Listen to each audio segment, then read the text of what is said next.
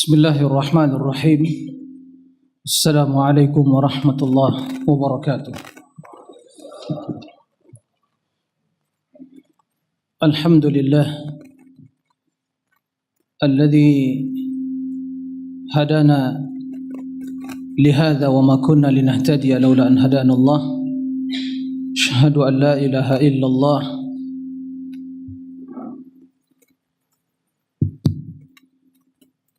أشهد أن لا إله إلا الله وحده لا شريك له، وأشهد أن محمدا عبده ورسوله صلى الله عليه. أشهد أن لا إله إلا الله وحده لا شريك له، وأشهد أن محمدا عبده ورسوله صلى الله عليه وعلى آله وصحبه ومن سار على نهجه واستنى بسنته إلى يوم الدين. أما بعد، أساتذة الفضلاء وطلاب العلم المباركين، أحييكم بتحية الإسلام، تحية أهل الجنة، نسأل الله يجمعنا في الجنة. السلام عليكم ورحمة الله وبركاته. Alhamdulillah, ana sungguh sangat bahagia pada kesempatan kali ini bisa berkumpul bersama al-ahbab ahibbai fillah alladhina uhibbuhum lillahi wa fillah. Sallallahu yaj'alna minal mutahabbina fillah wa an yukrimana jami'an yawmal qiyamah an nakuna tahta dhillihi yawma la dhilla illa dhilluh. Alhamdulillah, Allah mudahkan bagi kita untuk bisa bertatap muka di dalam majlis yang paling mulia di dunia ini, majlis ilmu. Semoga nikmat dan karunia yang mulia ini senantiasa dicurahkan oleh Allah kepada kita semua.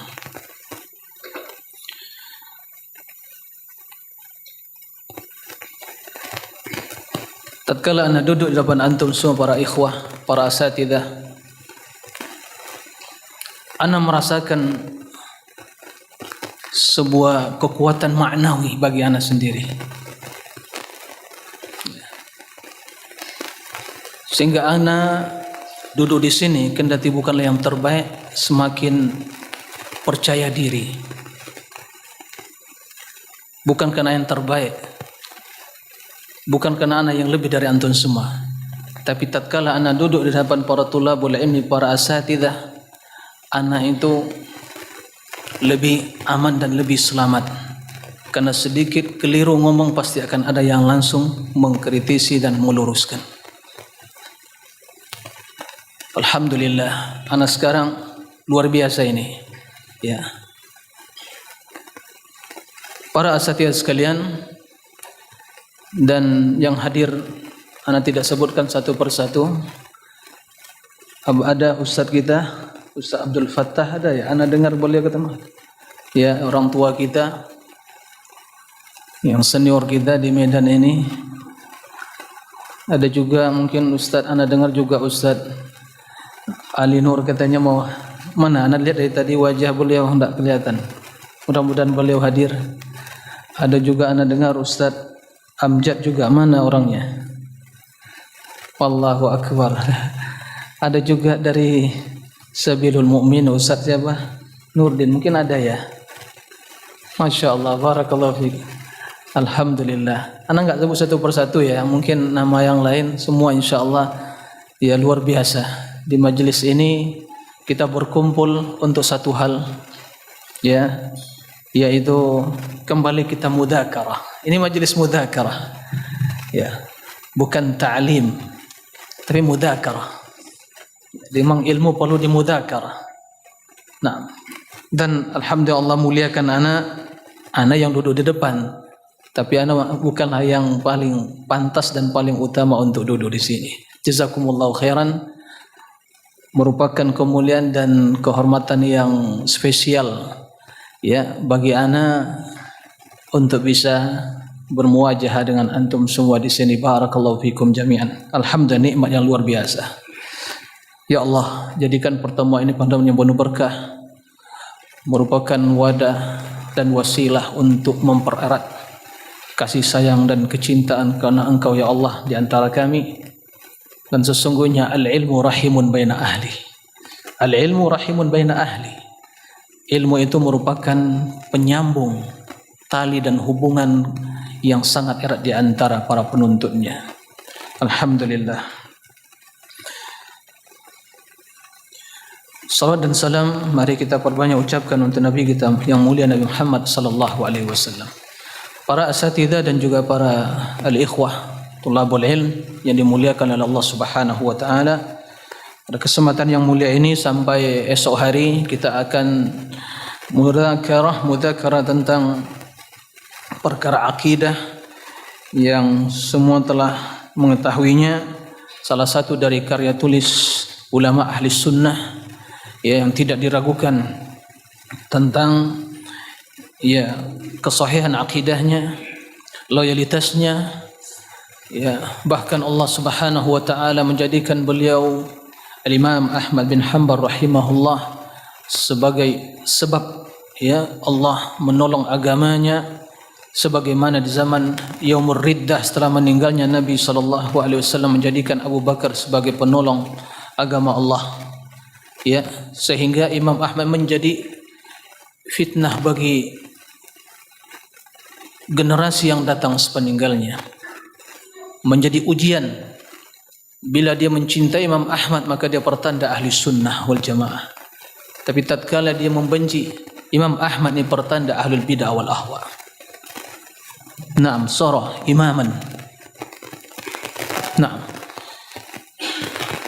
Para asatidzah, para duat, para tulabul ilm rahimakumullah jami'an, tentunya dengan ya pertemuan dua sesi hari ini dan besok, kalau kita ingin membahas kitab Ushulus Sunnah ini secara terperinci tentunya tidak cukup waktunya.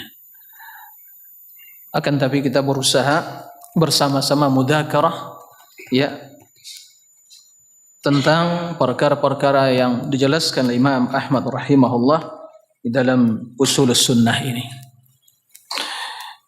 Untuk tidak memperpanjang mukaddimah, kita tidak akan berbicara tentang biografi beliau karena ini juga butuh waktu, karena bukan sekarang untuk menterjemahkan ya, tapi insyaallah bisa para ikhwah, para ustaz telah membaca.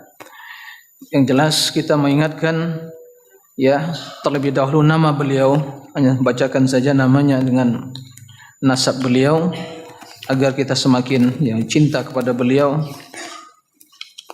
Kemudian setelah itu ya kapan beliau dilahirkan dan wafat, kemudian istilah sunnah, kenapa beliau menamakan Ushulus Sunnah ya.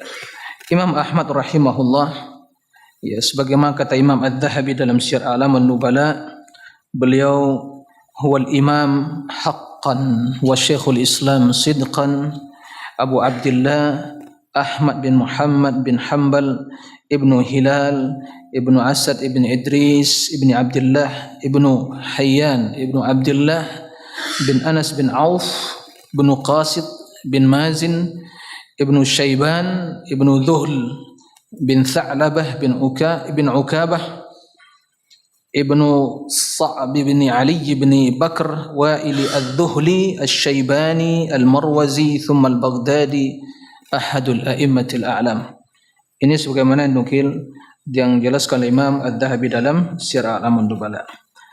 Taib, beliau dilahirkan pada tahun 164 Hijriah ya.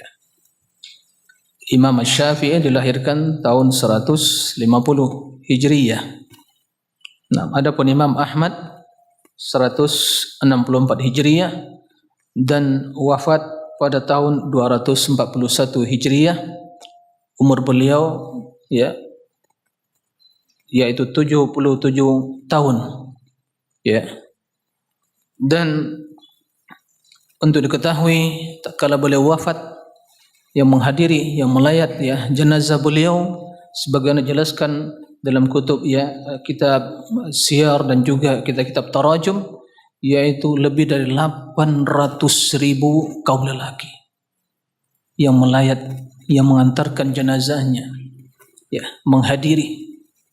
Kemudian bagi kaum wanitanya kurang lebih 60.000. Allahu Akbar.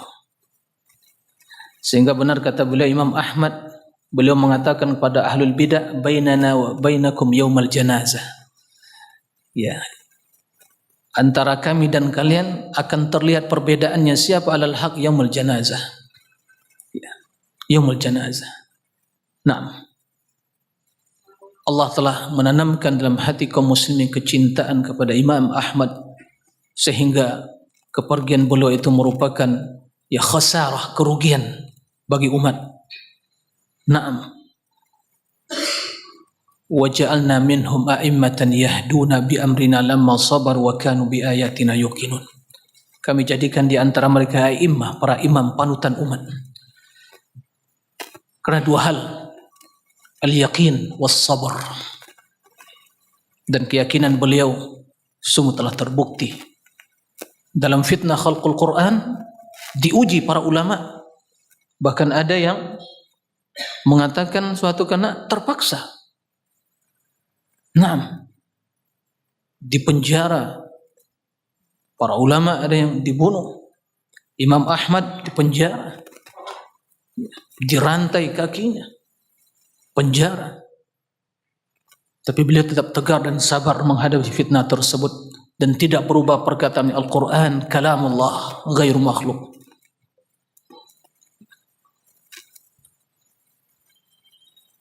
Sehingga Allah angkat derajatnya. Imam yuqtada bihi. Nah, kita berharap kita yang hadir pada kesempatan kali ini ya, yang telah mengorbankan diri kita untuk berjuang karena agama Allah, menebarkan ilmu, mudah-mudahan kita menjadi panutan umat dengan keilmuan dan keyakinan kita dan kesabaran kita. Ini yang harus kita camkan dalam diri kita agar kita menjadi ya waj'alna lil muttaqina imama. Waj'alna lil muttaqina imama. Jadikan kami imam bagi orang-orang ahli taqwa. Tentunya tidak akan mungkin kita menjadi imam ahli taqwa kecuali kita meneladani imam-imam ahli taqwa sebelum kita, sehingga kita menjadi panutan umat. Naam. Para asatidzah, para duat, para thalabul ilmi rahimakumullah jami'an, itulah sekelumit ya tentang ya penjelasan yang sangat ringkas tentang Imam Ahmad rahimahullah. Adapun kitab beliau ya yang masyhur tatkala para ulama menjelaskan tentang risalah ini, itu judulnya Usulus Sunnah. Usulus Sunnah. Usul yaitu aslun, itu landasan, prinsip, dasar, pondasi. Ya. Sunnah yang dibangun di atasnya sunnah, dan sunnah di sini tentu pengertiannya ya lebih umum. Yang dimaksud sunnah di sini adalah secara khusus tentunya akidah. Karena perlu diketahui istilah akidah ya, istilah akidah itu dinamakan dengan berbagai nama yang menjelaskan tentang hakikat dari substansinya. Ya, dinamakan ya akidah dengan sunnah karena ini perkara yang sangat mendasar sekali, sehingga barang siapa yang menyisihi akidah ini maka dia keluar dari sunnah. Ya, ini ma'ruf di kalangan para ulama ahli sunnah. Kita mendapatkan karya para ulama yang dinamakan dengan sunnah, ya kan, banyak sekali.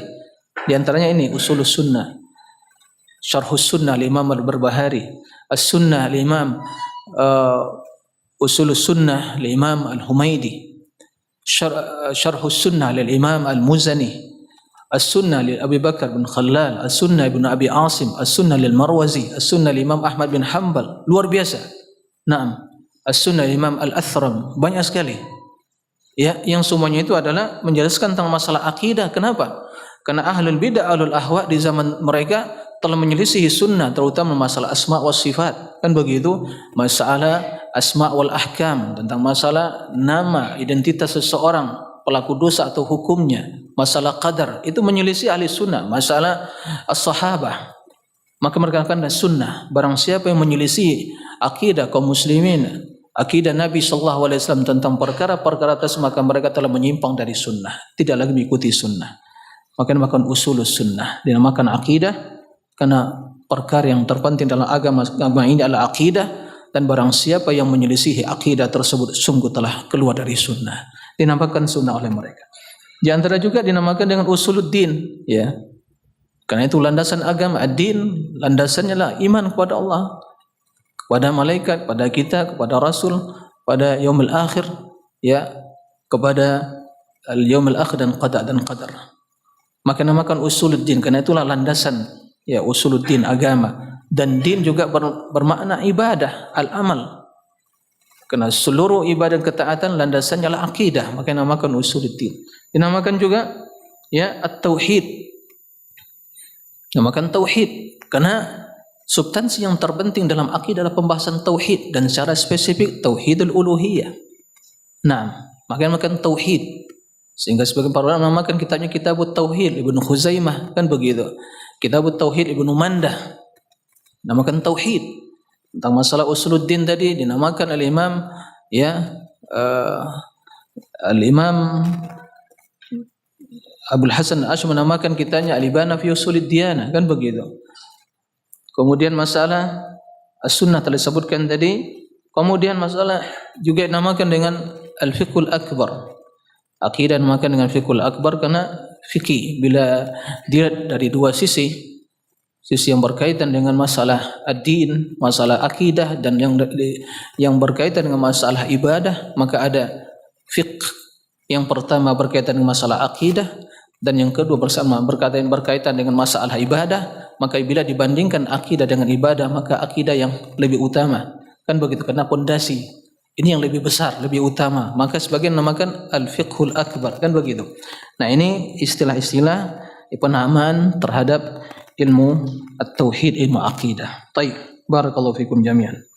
Kemudian untuk tidak memperpanjang mukaddimah tentang istilah tadi, kita mungkin langsung saja, ya, membahas dan bermudzakarah tentang hal-hal yang dijelaskan oleh al-Imam Ahlus Sunnah wal Jamaah Imam Ahmad bin Hanbal rahimahullahu taala dalam risalah beliau, risalah yang masyhur dengan sanad, ya, yang bersambung langsung kepada Al-Imam Ahmad bin Hanbal dari jalur Abdus bin Malik Al-Attar, kan begitu.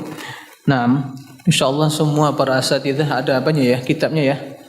Nah, jadi kita nggak perlu mungkin ada yang membaca, kemudian nanti langsung anak saja yang membaca, kemudian yang lain mengikuti saja. Mungkin kalau ada yang salah nanti bacaannya langsung ditegur, mungkin ini harakatnya kurang tepat, ya, seperti itu.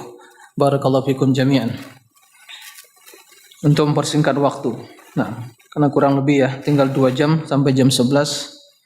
Ya, mudah-mudahan selama 2 sesi hari ini dan besok bisa kita selesaikan. Nah, sebelum melanjutkan, ya, juga para ulama telah, ya, banyak membahas tentang kitab usul sunnah ini, terutama di kalangan ulama mutaakhirin, maka mensyarah dalam daurah-daurah ilmiah, ya, itu dan bisa kita dapatkan dalam syarah-syarah mereka. Baik, tidak ada masalah kita baca mungkin sanad yang merupakan, ya, jalur periwayatan risalah ini. Di sini, ya, disebutkan, ya, Bismillahirrahmanirrahim. Qala Asy-Syaikh Al-Imam Abu Mudzaffar Abdul Malik bin Ali bin Muhammad Al-Hamadani qala haddatsana Asy-Syaikh Abu Abdullah Yahya bin Abi Hasan bin Al-Banna qala akhbarana walidi Abu Ali Al-Hasan bin Ahmad bin Abdullah bin Al-Banna qala akhbarana Abu Al-Husain Ali bin Muhammad bin Abdullah bin Bishran Al-Mu'addal qala haddatsana wa akhbarana Uthman bin Ahmad bin Sammak qala na'am akhbarana Abu Muhammad Hasan bin Abdul Wahhab bin Abil Ambari qira'atan alaihi fi kitabih fi syahr Rabi'il Awal fi sanati 93 wa 200. Naam, thumma qala lana Abu Ja'far Muhammad bin Sulaiman al-Minqari al-Basri fi Tinnis qala haddathani Abdus bin Malik ibn al-Attar qala sami'tu Aba Abdullah Ahmad bin Muhammad ibn Hanbal radhiyallahu anhu yaqul. Jadi ini sanad dari kitab atau risalah Ushul Sunnah ini. Jadi tidak diragukan bahwasanya bersambung pada Imam Ahmad langsung.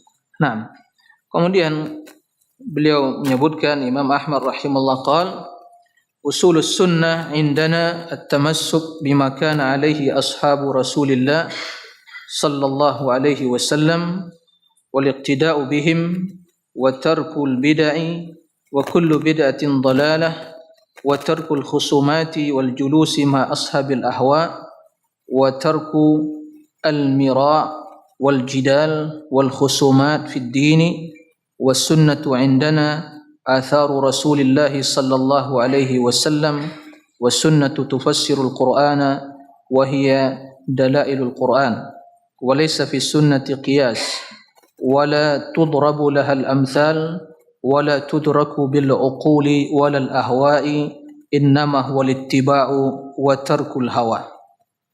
Baik. Di muqaddimah risalah ini Al-Imam Ahmad ingin menjelaskan kepada kita prinsip dasar, ya, prinsip dasar, ya, akidah ahli sunnah, sehingga beliau menyebutkan usulus sunnah, ya, prinsip dasar, landasan utama sunnah, ya, indana, ya, menurut kami itu ahli sunnah wal jamaah, at-tamassuk bima kana alaihi ashabu Rasulillah SAW. Inilah landasan utama, berpegang teguh, ya, kepada apa yang telah dijalani oleh para sahabat Rasulullah sallallahu alaihi wasallam, wal iqtida'u bihim, dan meneladani mereka, mengikuti mereka. Ya. Inilah yang diperintahkan Nabi sallallahu alaihi wasallam. Nah, inilah yang diperintahkan Nabi sallallahu alaihi wasallam.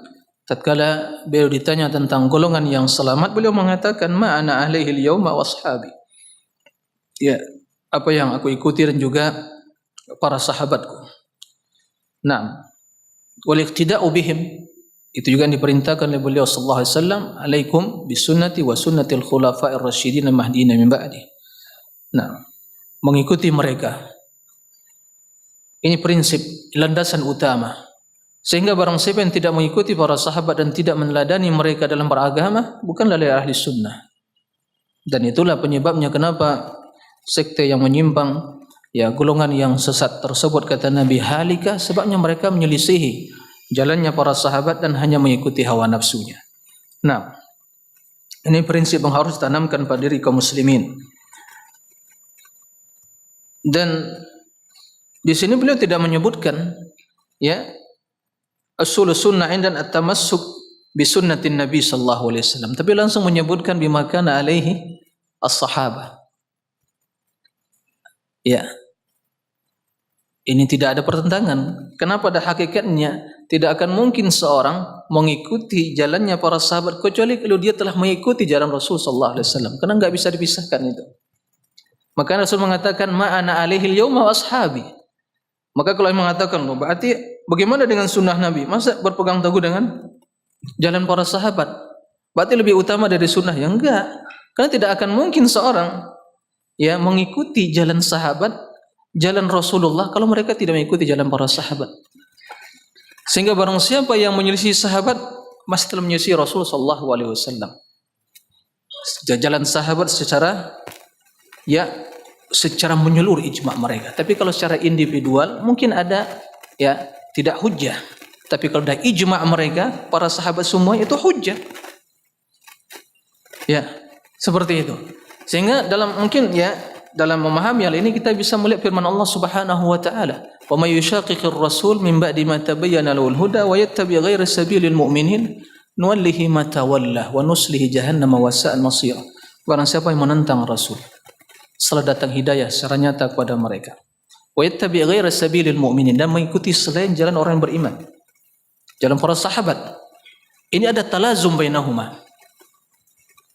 Siapa yang menentang Rasul sungguh telah mengikuti selain jalan kaum mukminin, dan orang yang mengikuti selain jalan kaum mukminin para sahabat sungguh dia telah menentang Rasul. Berarti kalau dia mengikuti jalan orang beriman para sahabat sungguh dia telah mengikuti Rasul. Jadi enggak bisa dipisahkan ini. Nah, ini yang dimaksud oleh Imam Ahmad rahimahullah, at-tamassuk bima kana alaihi ashabu Rasulillah wal iqtida'u bihim. Dan dalil sangat banyak sekali tentang masalah hal ini, ya. Tapi karena maksud kita mudzakarah, karena menjelaskan ya, secara ringkas, maka tentu ya tidak bisa disebutkan satu persatu dalilnya. Nah, ini yang pertama, tamassuk, berpegang teguh. Nah, inilah dakwah sunnah. Inilah yang selalu kita serukan, ini yang selalu kita sampaikan kepada umat. Kemudian watarkul bid'ah, tidak akan sempurna seorang mengikuti sunnah, mengikuti jalan sahabat kecuali bila meninggalkan bid'ah. Sehingga tatkala Nabi SAW memerintahkan umatnya untuk mengikuti sunnah dan sunnah para khulafa rasyidin, beliau langsung dalam hadis yang sama melarang mereka untuk melakukan bid'ah, kan begitu. Alaikum bisunnati wa sunnatil khulafa ar-rasyidin al-mahdiyyin min ba'di addu 'alaiha bin nawajid wa iyyakum wa muhdatsatil umur. Seiring dan sejalan itu. Dan tinggalkan oleh perkara-perkara yang baru. Wa kullu muhdatsatin bid'ah, tarkil bid'ah.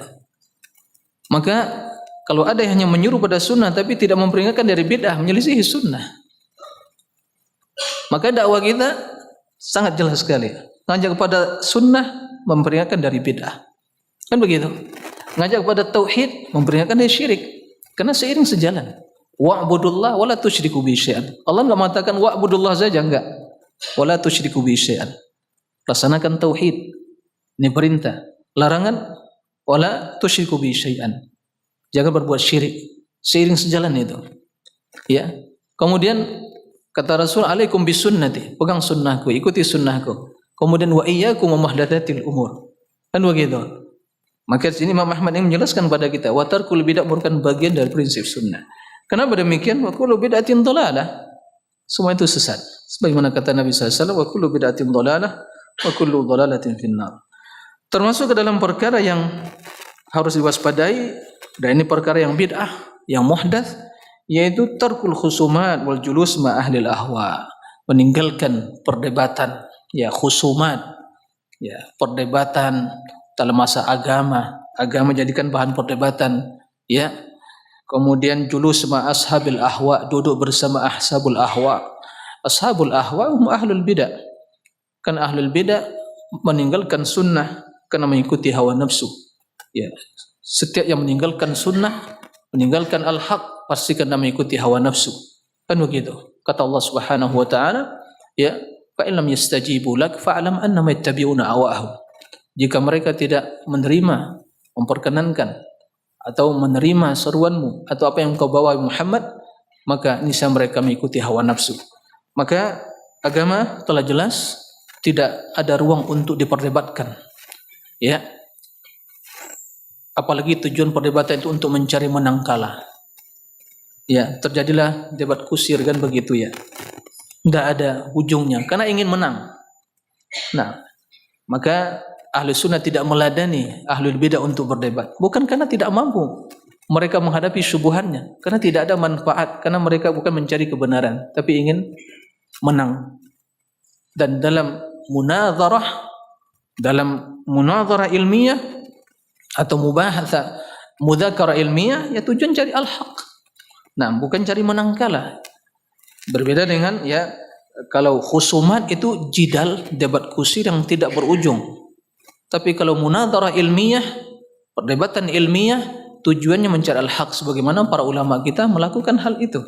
Ya, para imam berdiskusi tentang suatu kebenaran, maka tidak ada masalah. Ini yang dimaksud ya tarkul khusumat wal julus ma ahli ahwa. Kenapa tidak boleh duduk dengan ahlul ahwa? Karena mereka memiliki virus, mereka memiliki syubhat, ya, dan syubhat itu sangat berbahaya. Ya. Hati kita sangat lemah, dan duduk bersama mereka berarti juga menambah, ya, memperkuat eksistensi mereka, kan begitu. Nah, dan itu sangat berbahaya bagi agama kita dan juga mereka mendapatkan keuntungan. Apalagi kalau duduk bersama mereka orang-orang yang menjadi tokoh masyarakat atau mungkin dai, kan begitu, ustadz. Loh, ustadznya duduk bersama, berarti benar mereka kan begitu. Jadi menjadi pembenaran. Ini yang dilarang. Nah, tapi kalau seorang duduk dalam munadharah mereka, ya dalam kondisi yang atau melihat kondisi ada maslahat dan mafsadahnya, mempertimbangkan maslahat dan mafsadahnya, maka itu kembali pada ahlinya. Tentunya itu ya diperbolehkan karena untuk membantah ya syubhat-syubhat mereka. Wa tarkul mira wal jidal wal khusumat fid din. Ya, meninggalkan perkara-perkara atau mira wal jidal ini sama maknanya. Ya, perdebatan di dalam urusan agama. Karena agama tidak ya sudah sempurna, tidak ada ruang untuk menjadi bahan perdebatan. Ya. Maka tatkala seorang datang pada Imam Malik, "Imam, saya ingin ya ujadiluka. In ghalabtani attabi'uka wa in ghalabtuka tattabi'uni." Kan begitu. Kalau saya menang, hujjah saya lebih kuat, kamu ikuti saya. Kalau hujjah engkau lebih kuat, masa saya mengikuti kamu. Kata Imam Ahmad, agama Allah telah sempurna. Apakah setiap datang seorang lalu dia mendebat, dia menang, kita ikuti pendapat dia, datang yang lain kedua lagi, dia mendebat lagi, menang lagi, kita ikuti. Berarti agami sorot tanakul, berpindah-pindah, kan begitu. Sesuai dengan ya hujah dan syubhat orang yang menang tadi. Agama bukan litanakul. Ya, maka kata Umar bin Abdul Aziz, "Man ja'ala dinahu urdatan lil khusumat aktsara tanakul." Barang siapa menjadikan agamanya untuk selalu diperdebatkan, dia akan berpindah-pindah. Hari ini bersama yang menang pendapatnya begini, yang besok bersama si fulan, yang lain-lainnya seperti itu. Enggak ada yang namanya ats-tsabat. Jadi agama bukan untuk diperdebatkan. Dan maka orang yang paling dibenci oleh Allah, yang juga diantara dibenci oleh Allah, yubghidu al-alad dal khasim, kan begitu. Allah membenci seorang yang apa namanya itu, yang suka memperdebatkan, dan dalam perdebatan itu sangat keji. Dalam perdebatannya bukan untuk cari al-haq, tapi untuk ya menegakkan kebatilan dia. Itu sangat tercela. Naam. Kemudian setelah itu al-Imam menyebutkan wasunnah indana athar Rasulillah.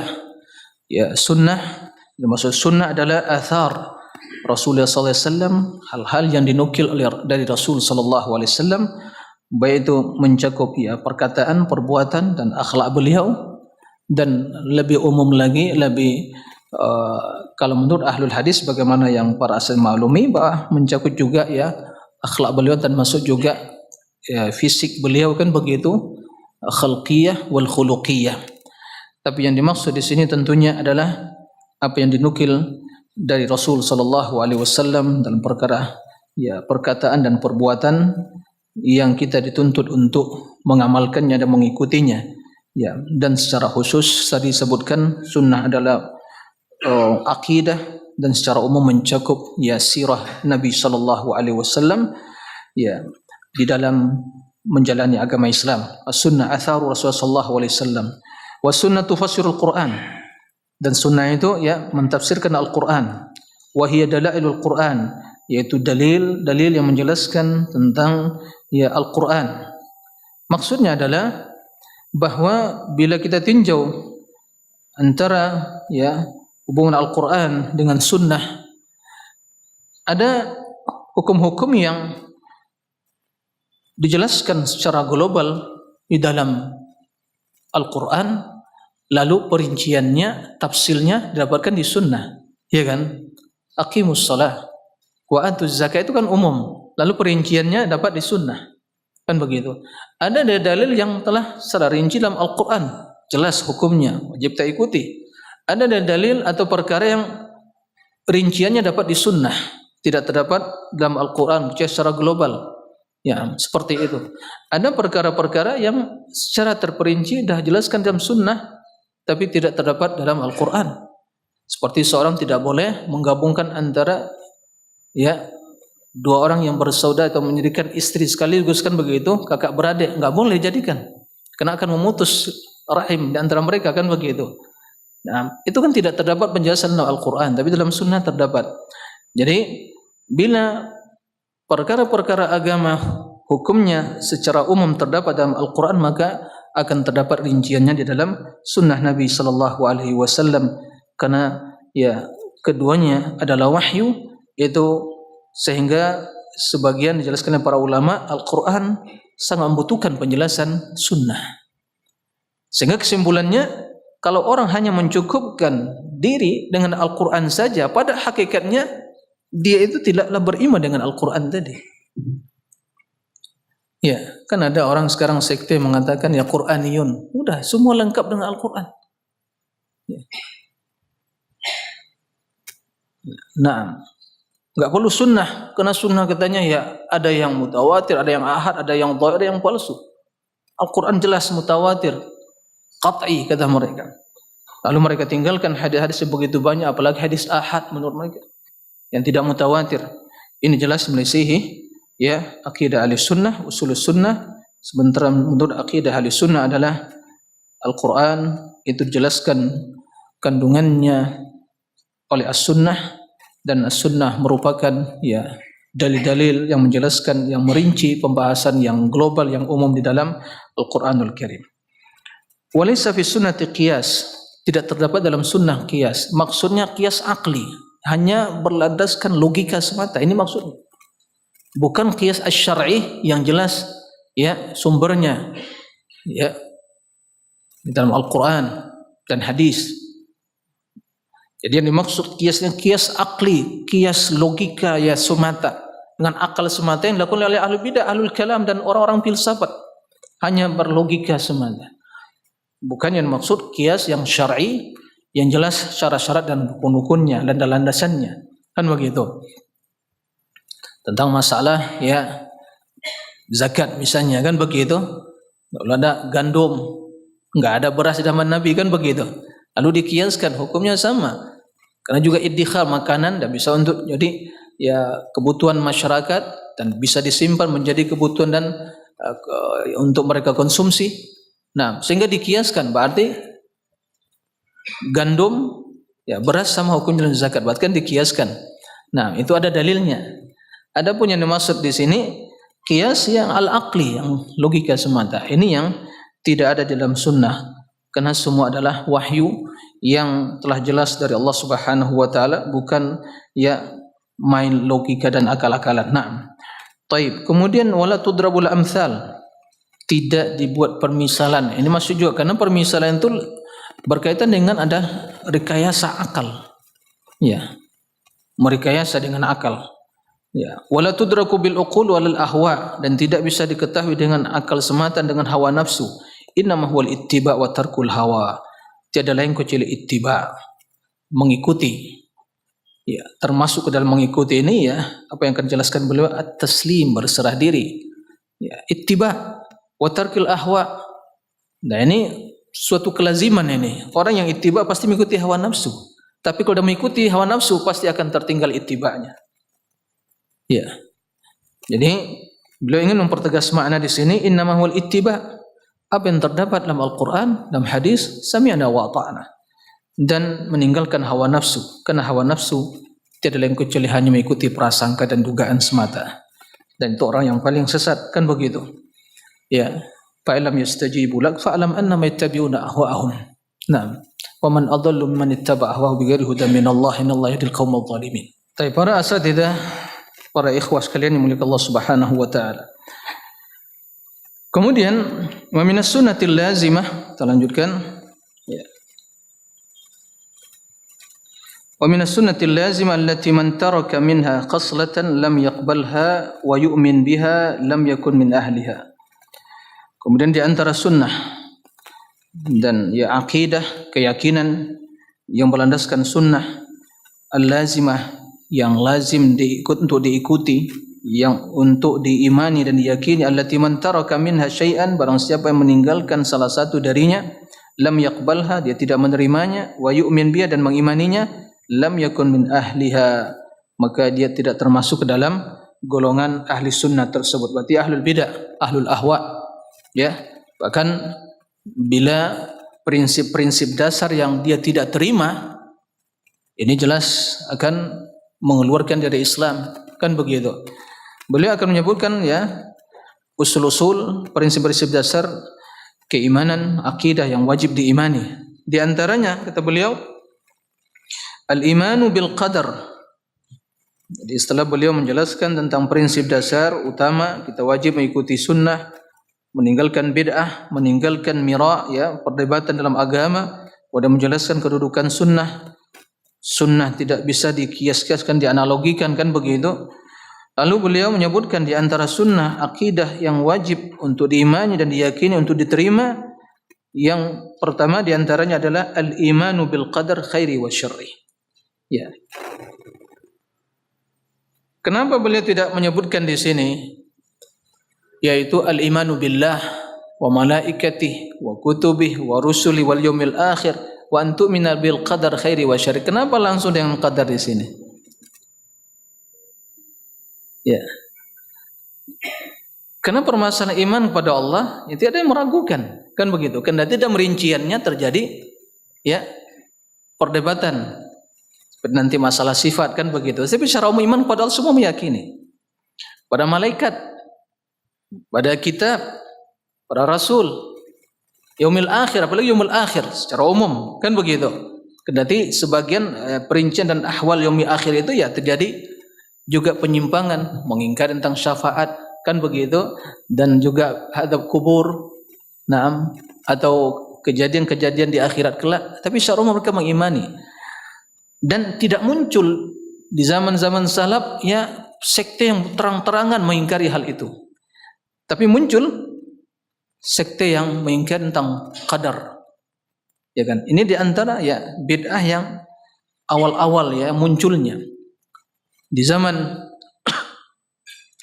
para sigar as-sahabah ya Ibnu Umar, Ibnu Abbas, muncul kelompok dari Kufah yang mengatakan innal amra unuf, kan begitu. Perkara itu terjadi tiba-tiba. Tidak ada takdir. Kan begitu. Mereka ingkari ilmu dan kitabah. Ilmu Allah yang menulis, yang mengetahui seluruh takdir kemudian ditulis di Lauhil Mahfuz, itu yang mereka ingkari.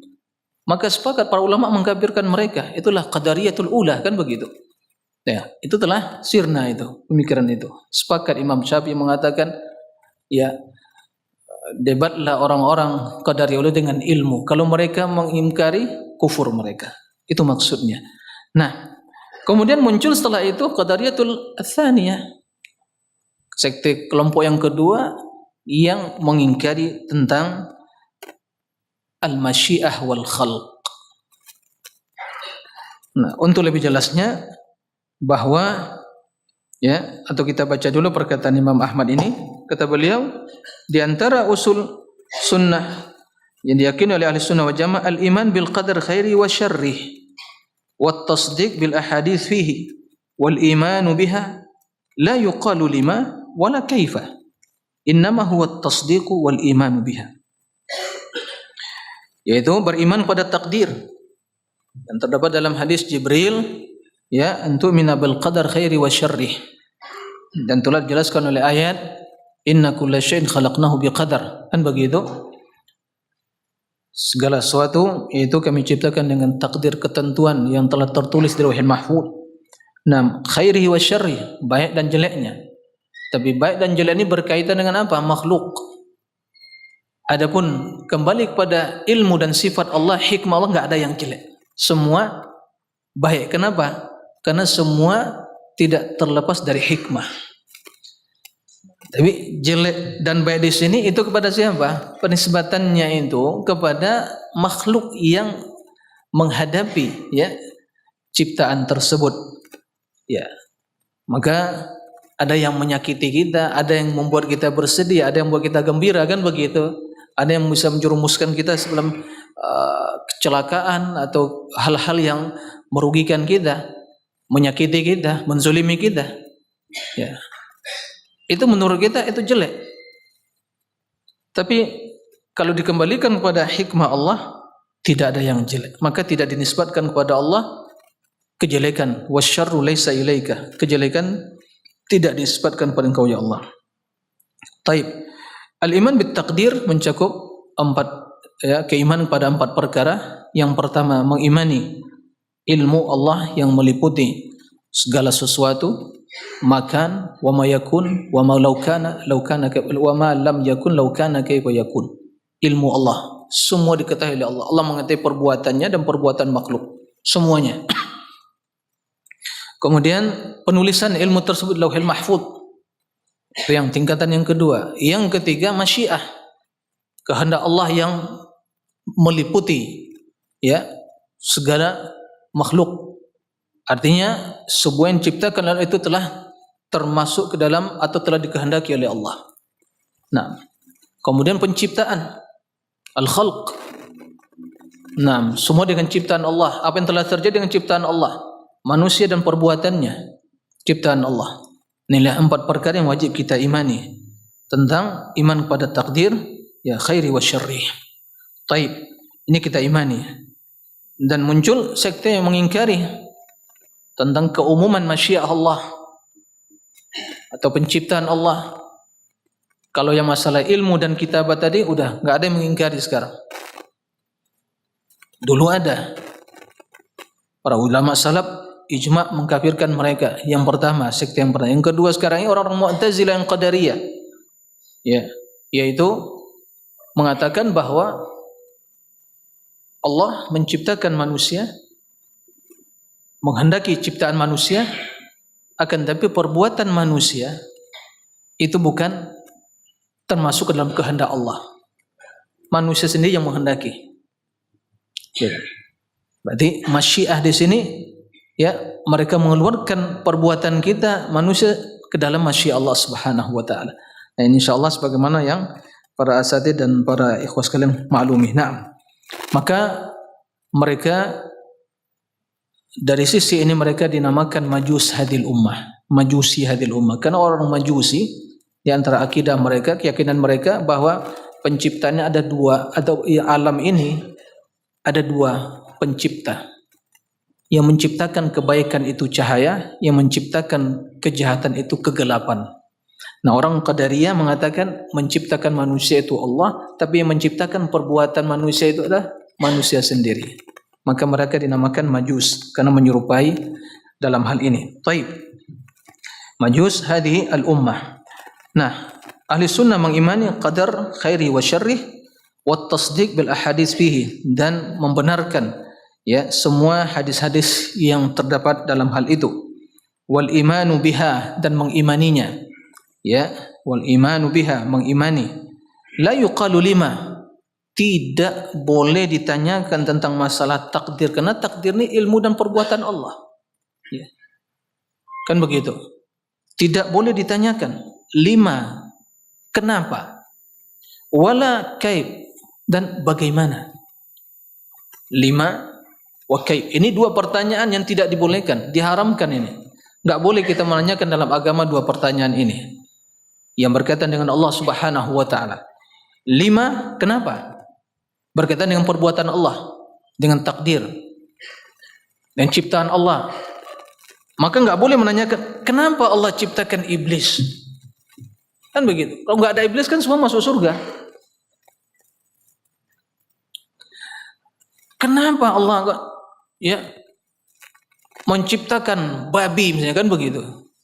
Kalau enggak babi kan ya, karena betapa banyak orang yang ya menjadi ujian bagi mereka, kan begitu. Kok babi diciptakan? Diharamkan tapi diciptakan, kan begitu. Diharam diciptakan tapi diharamkan. Nah. Jadi itu tidak boleh ditanyakan tentang perbuatan Allah. Li'annahu, sebagaimana kata Allah Subhanahu wa taala, la yus'alu amma yaf'al wa hum yus'alun. Mereka, Allah tidak ditanya tentang perbuatannya dan manusia yang ditanya tentang perbuatan mereka. Baik. Kenapa demikian? Karena kita yakin semua perbuatan Allah pasti ada hikmah. Itulah akidah Ahlussunnah. Dalam penciptaan yang jelek menurut kita, dalam ilmu Allah dan hikmah tidak ada yang jelek. Semua ada hikmahnya. Iblis, contoh iblis. Ya, yang menggoda nenek moyang kita Adam AS dan mengeluarkan, ya, menjadi sebab dikeluarkan dari surga. Luar biasa, ya, fitnah dan godaannya. Hikmahnya luar biasa. Kalau tidak diciptakan iblis, maka Adam selama-lamanya akan di surga. Baik. Kemudian tidak akan diturunkan ke bumi. Sementara Allah telah menentukan, menghendaki akan menciptakan makhluk sebagai khalifah di permukaan bumi, kan begitu. Dari diturunkannya Adam bersama istrinya Hawa, terjadilah berkembang biak manusia, lahirlah keturunannya. Dari keturunannya tadi lahir para ulama, para mujahidin, para syuhada, kan begitu, dan orang yang bejat. Dan surga telah disiapkan oleh Allah dan neraka juga. Maka di antara anak keturunannya ada penghuni surga, ada penghuni neraka. Coba kalau nggak ada iblis, neraka kosong. Betul nggak? Kosong neraka. Karena masuk surga semua, nggak perlu jihad. Kenapa jihad? Siapa yang mau diperangi? Semua beriman. Betul nggak? Nggak perlu ada ancaman-ancaman. Kenapa? Semua beriman semua. Subhanallah. Nggak ada yang namanya ibadah taubat. Ibadah. Yang taubah itu kan ibadah. Loh, kalau nggak ada berdosa, siapa yang mau bertaubat? Ya kan? Baik semua. Maka luar biasa hikmah. Itu salah satu saja dari ciptaan Allah yang kita katakan sumber kejahatan, kan begitu. Nah, jadi pasti ada hikmahnya. Kita imani semua yang Allah ciptakan itu pasti dengan hikmah, tidak yang jelek, ada yang jelek dalam ciptaan Allah Subhanahu wa taala, dan Allah tidak ditanya tentang perbuatannya, dan kita yang harus ditanya dan mempertanggungjawabkan perbuatan kita. Wala kaif. Kaif tentang sifat-sifat Allah. Enggak boleh tanyakan bagaimana sifat Allah, bagaimana zat Allah, enggak boleh itu. Kan itu perkara yang gaib. Enggak bisa direkayasa oleh akal. Akal tidak mampu menembus hal itu. Enggak bisa. Nalar akal tidak sampai pada hal itu. Karena kita tidak bisa pernah melihat hakikat zatnya. Lalu bagaimana tahu hakikat sifatnya? Maka mana boleh, itu haram. Pertanyaan yang bid'ah. Lagi itu tatkala Imam Malik rahimahullah ditanya tentang istawa, kaifa istawa, bagaimana istiwa Allah, beliau mengatakan as-su'al ini bid'ah. Iman bihi wajib. Istiwa itu maknanya secara bahasa Arab dimaklumi, tapi hakikatnya tidak diketahui, maka mengimani wajib dan menanyakan kaif, bagaimana hakikatnya, suatu perkara yang bid'ah dan terlarang, sehingga sahabat tidak pernah menanyakan hal itu, dan juga tidak pernah terdapat dalam Al-Quran redaksi pertanyaan tentang hal itu. Nggak ada dalam Al-Quran tentang pertanyaan tentang sifat Allah dan hakikatnya. Yang ada tentang apa?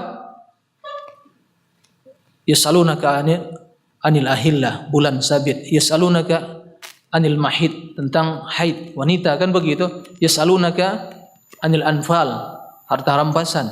Yas'alunaka an syahril haram, kan begitu. Ditanya tentang hal seperti itu, tidak tentang masalah sifat-sifat Allah.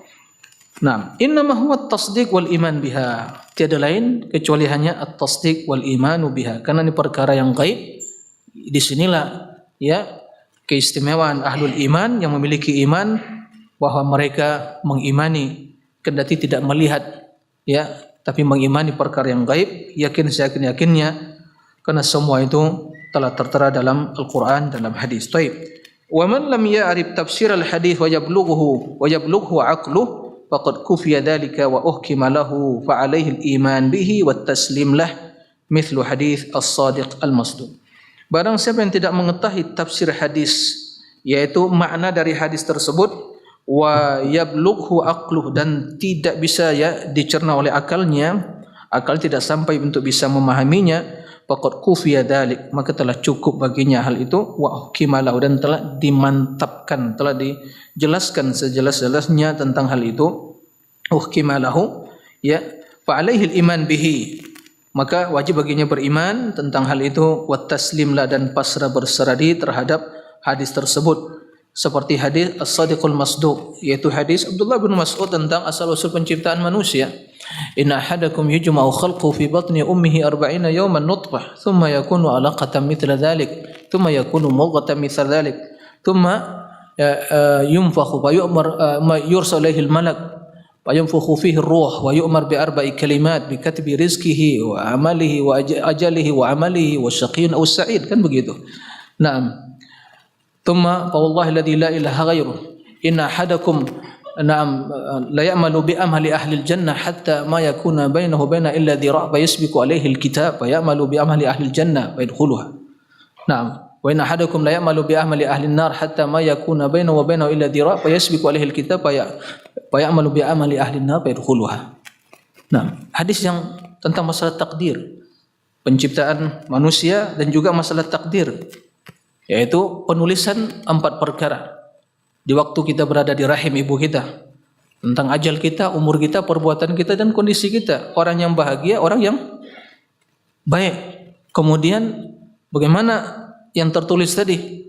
Ya, boleh jadi seorang ya secara zahir dari awal perjalanan hidupnya kita secara tampak dan zahir bagi kita dia itu melakukan amal-amal orang yang baik, tapi ternyata telah tertulis di Lauhul Mahfuz yang tidak bisa berubah, dia min ahli nar, maka dia di penghujung hayatnya melakukan perbuatan-perbuatan ahlun nar.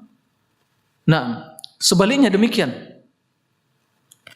Akan tapi kita tidak mengetahui hal itu telah terjadi, maka kita tidak boleh hanya berpangku tangan pasrah kepada takdir tersebut, tapi harus berusaha.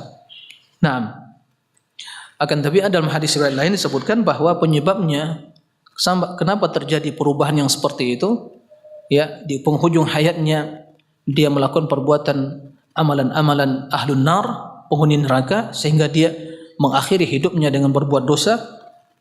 Di antara penyebabnya atau penyebab utamanya adalah karena dia beramal itu ternyata fi ma yadharu linnas.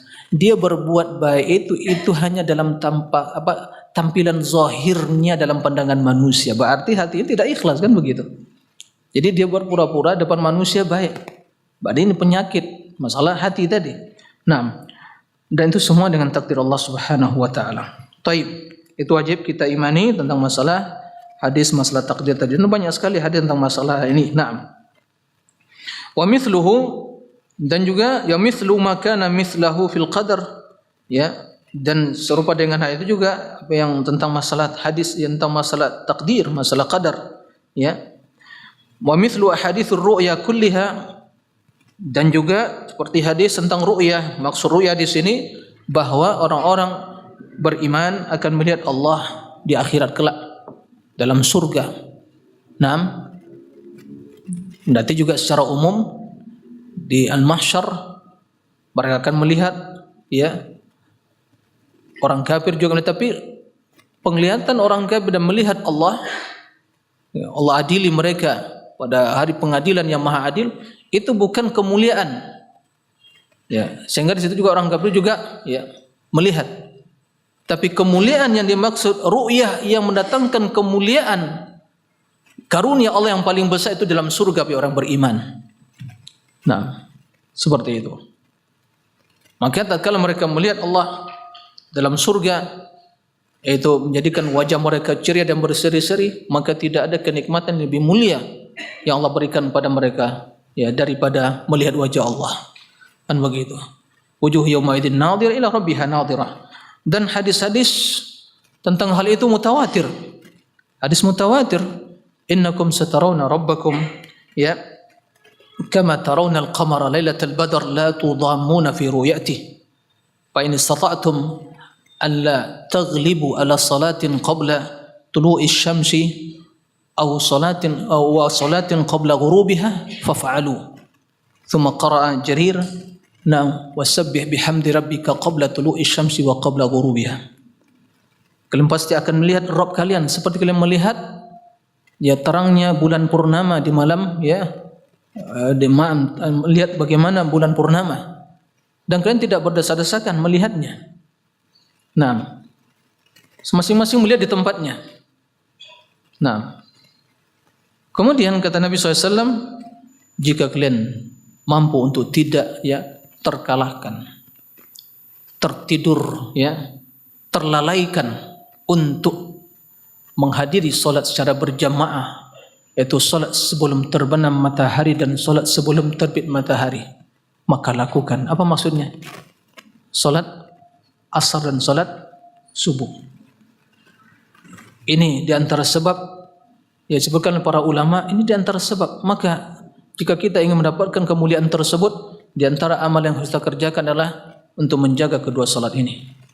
Ya, jangan sampai kita terlalaikan, tahu-tahu tertidur menjadi kebiasaan. Ya, sungguh sangat merugi. Kemudian Allah menyebutkan, "Wasabbih bihamdi rabbika qabla tulu'i syamsi wa qabla ghurubiha," dan bertasbihlah kepada, sucikanlah Rabbmu sebelum ya matahari terbit dan terbenam, kan begitu. Nah, banyak hadis ini mutawatir, maka kita imani.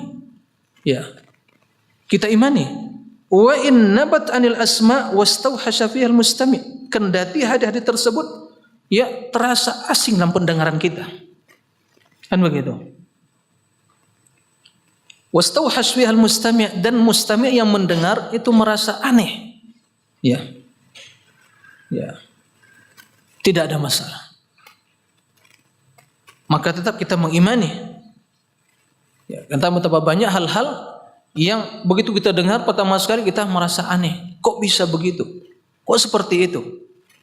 Nah, tapi tatkala kita kembali kepada iman, ya memang iman kita menuntut bila ada dalil yang sahih, hadis yang sahih menjelaskan suatu prinsip agama, maka keimanan kita menuntut ya amanah. Kan begitu? Amanah. Kami beriman tanpa ada keraguan. Nah, maka kita imani semua hal itu. Tentang masalah ru'yah ini banyak sekali Al-Quran menjelaskan, ya, hadis menjelaskan tentang hal itu. Ya, dalam Al-Quran bagaimana Allah menyebutkan, ya, tentang ahlul iman, ahlul jannah, wujuhu yawmaidin nadhirah ila rabbiha nadhirah. Pada hari tersebut wajah orang beriman dalam surga berseri dan ceria melihat kepada Allah Subhanahu wa taala. Naam. Lilladzina ahsanul husna wa ziyadah. Orang-orang yang beriman bagi mereka surga wa ziyadah dan tambahan. Tambahan itu ya ru'yah, melihat wajah Allah. Begitu ditafsirkan oleh Nabi sallallahu alaihi wasallam. Banyak sekali. Naam. Kemudian kata beliau, wa inna ma alaihi al-iman biha. Wajib mengimani tentang ru'yah tersebut. Ini keyakinan ahli sunnah. Ya. Kenapa? Kemudian wa alla yuradda min harfan wahidan, dan tidak menolak satu pun dari hal yang demikian itu. Ya. Karena barang siapa yang menolak sesuatu yang telah tetap di dalam Al-Qur'an dalilnya, ya, dan telah sahih dalam sunnah, dia tolak, dia ingkari, dia kufur dengan penolakan tersebut. Ya. Jangankan ayat satu huruf saja, bila diingkari dari Al-Quran dia kufur, ya kan? Apalagi ya ayat secara keseluruhan, ya, dia ingkari tentang ru'yah tadi, itu hukumnya kufur. Ini hukum secara umum tentunya. Ya. Tapi bila kembali kepada pembahasan secara individual, maka mungkin yang mengingkarkan punya syubhat. Seperti orang-orang Mu'tazilah, Asy'ariyah mengingkarkan ada syubhat. Nah, ini hukum antara keumuman hukum dan juga ya penentuan hukum secara individual. Ini tentu permasalahan bab tentang masalah takfir muayyan dan mutlak. Kan begitu? Ya. Taib. Nah, itu kita imani semua tentang hadis-hadis tersebut. Wa ghairiha min al-hadits al-ma'thurat an-thiqat, dan begitu juga hadis-hadis yang telah diriwayatkan ya dari thiqat, para perawi hadis yang terpercaya. Taib. Masalah ru'yah ini, kalau Mu'tazilah dia mentakwil ru'yah tadi dengan ilmu. Jadi kata mereka, innakum satarawna rabbakum, innakum sata'lamuna rabbakum. Ini pentakwilan mereka, kalian akan mengetahui. Ini jelas di akhirat kelak orang kafir pun mengetahui bahwa itu Rabb mereka. Ya, pada yaumil qiyamah. Nah, jadi bukan itu yang dimaksud satarawna rabbakum. Nah, Asy'ariyah mereka menetapkan ru'yah tapi tidak dilihat di arah tertentu, laisa bi jihah. Karena mereka mengingkari sifat ulu. Nah, ini Asy'ariyah, dia tetapkan ru'yah yura tapi laisa fi jihah. Sementara As-Sunnah Allah yura nam ma'uluwihi. Allah maha tinggi dan dilihat oleh orang-orang beriman Allah dalam ketinggiannya, kan gitu. Tapi orang Asy'ariyah yura laysa fi jihah.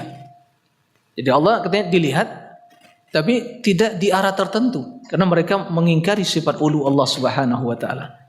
Jadi tidak ingin juga sesuai dengan ya Mu'tazilah dan juga tidak ingin juga mengimani seperti Ahlus Sunnah. Jadi baina-baina mereka. Ya, tidak laki tidak wanita ini. Khuntha kata para ulama kan begitu. Akidahnya khuntha. Enggak jelas statusnya ini. Kan begitu. Laki atau wanita begitu. La dzakar wala untha. Nah, apa namanya kalau la dzakar wala untha itu? Enggak wanita, enggak laki-laki. Apa itu? Bancia, ya begitulah. Jadi enggak jelas. Sebagaimana Mu'tazilah dalam masalah ya pelaku dosa mengatakan tidak kafir dan juga tidak mukmin, fasik kata dia, tak jelas. Nah, taib. Kemudian lanjutkan wa alla yukhasima ahadan, dan tidak ya seorang berdebat, melayani atau meladeni seorang untuk ya berdebat dalam hal itu, perdebatan yang tidak berujung atau perdebatan yang hanya tujuannya untuk menolak ya dalil-dalil tersebut, wala yunadhiruhu, dan tidak berjidal dan munadhar dengannya, wala yata'allamal jidal, dan tidak mempelajari jidal. Jadi orang yang mempelajari jidal itu orang yang bodoh sebenarnya. Ya. Tapi aneh, ada sebagian kitab mengajarkan umatnya, pengikutnya, cara debat pintar dengan si fulan. Kok orang berdebat jadi pintar? Ya. Padahal orang yang suka berdebat tentang masalah agama itu orang yang bodoh, bukan pintar. Karena orang yang pintar itu orang yang mengimani apa yang telah datang dari Allah dan Rasulnya, meyakini, nggak perlu diperdebatkan. Taib. Nah, Masya Allah. Ada istirahatnya, Ustaz? Biasanya nggak ada nih Ustaz istirahatnya. Mereka dah siap Ustaz ini bukan mau istirahat ke sini. Hah? Oh gitu. Wih. Taib ya. Nggak apa-apa, baca aja dulu ini ya, ntar ya. Kemudian fa innal kalam fil qadar wal ru'ya wal Qur'an wa ghairiha minas sunan makruhun wa manhiyun anhu. La yakunu sahibuhu wa in asaba bi kalamihi sunnah min ahli sunnah hatta yada al-jidal wa yusallim wa yu'min bil athar. Nah, karena perkataan bahasan tentang qadar atau ru'yah tadi wal Quran akan jelaskan oleh beliau tentang Quran ya kalamullah, ini terjadi perdebatan yang pembicaraan di kalangan ahlul kalam ya, sampai mengingkari takdir, mengingkari ru'yatullah yaumul qiyamah. Kemudian tentang masalah Quran, mengingkari tentang kalamullah sebagai kalamullah ya, Al-Quran dan yang lain-lainnya minas sunan, dari sunnah-sunnah akidah yang telah tetap, makruhun wa manhiyun, itu dicela dan terlarang. Ya. Karena barang siapa yang mengingkari, membahas tentang hal itu dengan hanya sebatas dengan logika, ya, berlandaskan logika, maka tidak akan keluar dari dua kemungkinan atau alternatif hasil dari perilaku dan sikap dia itu. Pertama, dia akan menolak atau mentakwil. Akan dia ingkari atau mentakwil. Ditakwil. Ini yang terjadi. Nah, karena mereka tidak mencukupkan dengan iman terhadap perkara-perkara yang gaib seperti itu. Maka apa yang terjadi? Mereka ingkari atau mereka takwil. Ya. Seperti Mu'tazilah itu mentakwil. Ya kan? Ditakwil mereka tentang apa? Ru'yah dengan ilmu, kata mereka. Ilmu. Atau ya kaum Asy'ariyah tadi maksud ru'yah itu Allah dilihat tapi tidak di arah tertentu. Maka dia ingkari sifat ulu. Maka tidak sempurna bagi Asy'ariyah dalam mengingkari ru'yatullah kecuali mengingkari sifat-sifat ketinggian Allah. Naam, seperti itu. Naam, kemudian wala yakunu sahibuhu, ya, dan tidaklah pelakunya itu ya menjadi min ahli sunnah, kendati mungkin asaba bi kalamihi sunnah, kemudian dari satu sisi mungkin perkataan dia sesuai dengan sunnah. Ya, tidaklah dia menjadi ahli sunnah sampai dia meninggalkan jidal, perdebatan dalam urusan agama ini. Wa yusallim, dan pasrah, berserah diri pada urusan agama. Wa yu'min bil athar, jadi beriman pada athar, yaitu perkataan Rasul dan juga apa yang telah diriwayatkan dari para sahabat yang disepakati mereka dalam urusan akidah ini. Tidaklah menjadi dia ya ahli sunnah yang sejati kecuali bila meninggalkan hal-hal demikian yang terlarang, tidak memperdebatkan urusan akidah, urusan agama, dan dia hanya dan tidak berserah diri dan tidak beriman kepada hadis-hadis Nabi dan juga apa yang telah disepakati oleh para sahabat. Ya, kenapa demikian? Karena disebabkan oleh sikap mereka yang terus memperdebatkan dengan logika dan akal mereka. Maka yang demikian itu, kendati mungkin dari satu sisi dia benar, tapi prinsip dia itu telah menyelisih ahli sunnah. Ini pelajaran bagi kita. Orang berbicara ahlul bidah, ahlul ahwa, prinsipnya bukan sunnah, tapi mungkin dari satu sisi dia benar. Dia katakan kebenaran dia di satu sisi ini tidak memasukkan di dalam sunnah. Kenapa? Karena prinsip dia jidal, mira, kan begitu ya. Berbeda dengan ahli sunnah. Prinsipnya sunnah, dia tidak meninggalkan, dia meninggalkan jidal, dia pasrah pada hukum Allah, dia beriman dengan athar-athar, riwayat-riwayat yang sahih tentang akidah. Tapi dari satu sisi mungkin ada kekeliruan, karena keterbatasan ilmu atau mungkin informasi yang tidak dia ketahui, atau mungkin sedikit dia punya takwil yang mungkin itu dia pahami. Maka adanya pentakwilan, penyimpangan atau kekeliruan dalam satu sisi ini tidak mengeluarkan dia dari sunnah. Dia tetap ahli sunnah. Ini mungkin akan dibahas nanti oleh Ustaz ya Farhan tentang masalah itu ya. Bukan itu pembahasan kita. Ini mungkin pelajaran yang bisa kita petik dari apa yang dinyatakan Imam Ahmad ini. Wallahu a'lam. Nah, karena mungkin kata Ustaz berarti ya butuh istirahat para masyayikh dan para asatidz sekalian. Kita ya cukupkan demikian dulu. Insyaallah kita lanjutkan setelah ada kapi breaknya ya. Masyaallah. Barakallahu fikum. Wallahu a'lam. Wassallallahu alaihi wasallam Muhammad wa alihi wasallam. Alhamdulillahirabbil alamin. Nah.